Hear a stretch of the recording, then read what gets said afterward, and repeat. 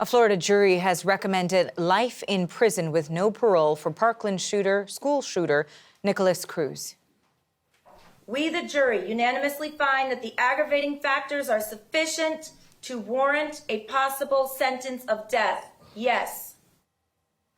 Cruz pleaded guilty to 17 counts of murder and 17 counts of attempted murder.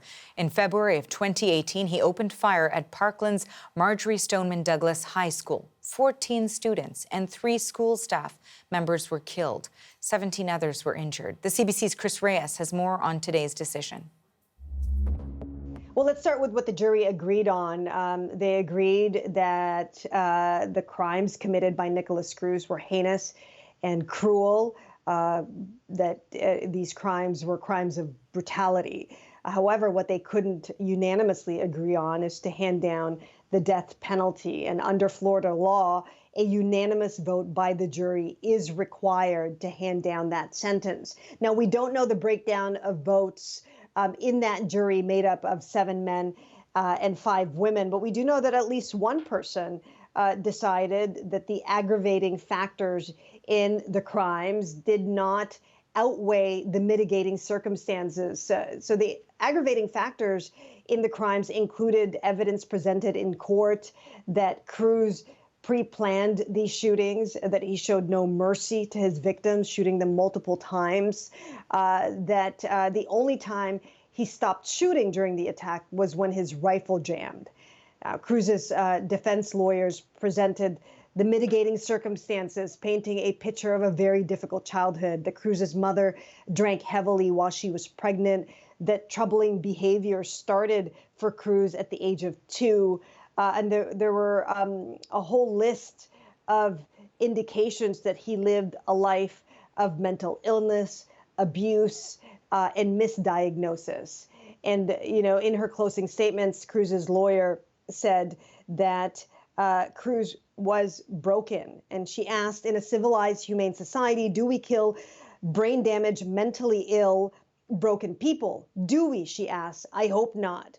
Now, you saw in the courtroom, families were there. They were visibly emotional, shaking their heads as the verdict was being read. Have a listen to what they said outside the courtroom. 17 beautiful lives were cut short by murder. Heinous, pre-planned, torturous murder. And the monster that killed them gets to live another day. I sent my daughter to school, and she was shot 8 times. I am so beyond disappointed and frustrated with this outcome. I do not understand. I just don't understand this. I'm disgusted with our legal system. I'm disgusted with those jurors. I'm disgusted with the system.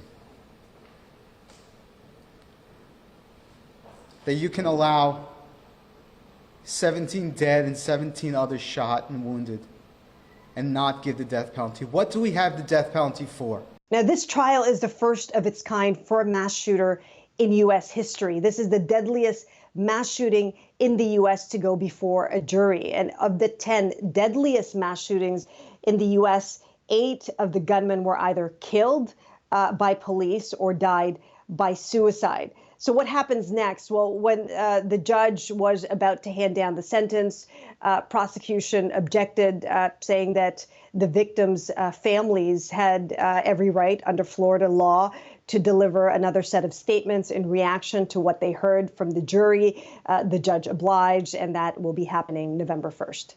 Chris Reyes, CBC News, New York.